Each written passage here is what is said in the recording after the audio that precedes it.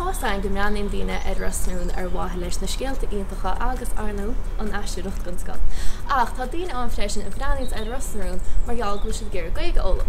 Tá seach na gaige faoi láin seol faoi láid agus mar sin thucamid láirte a coppla duine a úsáid an rasnún chun bar feabhas a chuid ar a go gaige.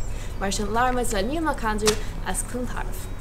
Well, you'll see him a bhór agam a bheith brathnúir an telefís go generalta caiim mé rá, ach is bralam tíide cáthair agus an chlár rusnarún ach go háirithe.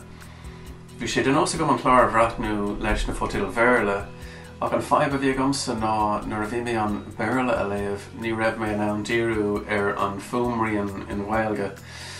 So mar is fóilbeoir Gaeilge tá anm bhain mé trí las na fotil Gaeilge.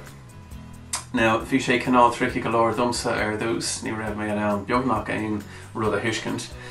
Ach mar táim canál ceann dána mar chuine ní thugam sé suas go furasta.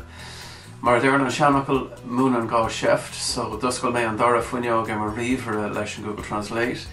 Bhí mé ag brú an knap a pause ar gach cúpla second chun an astrucáin áilimach ar nóí próses fadálacha a bhí an ar dús. Camála sin an isise rís labhraí man script os áirde an am céine, agus buranta scríomhíam síos roinnt abertaí am a chopleir beag dubh. Caithfar ará ní raibh aon stras ar beán, ní raibh mé ag géirí gach aon focail agus gach frása i thuiscint. Ní raibh scrúdú ná spruc le bhainte amach agam. Inar ar a technic ionfach le haig fólam atá ann.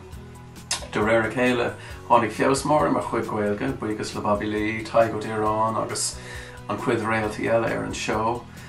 Sa lá atá an ann ní tastaí an Google Translate bhfuim cuminnic ná a bhí, den chuid is mó bí mé gaiitiúil tríd an chlár.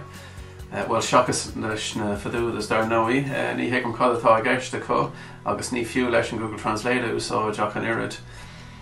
Well, sin a bhfuil a bhaimse cáirte, bannig i soltas na Gaeilge. Slán!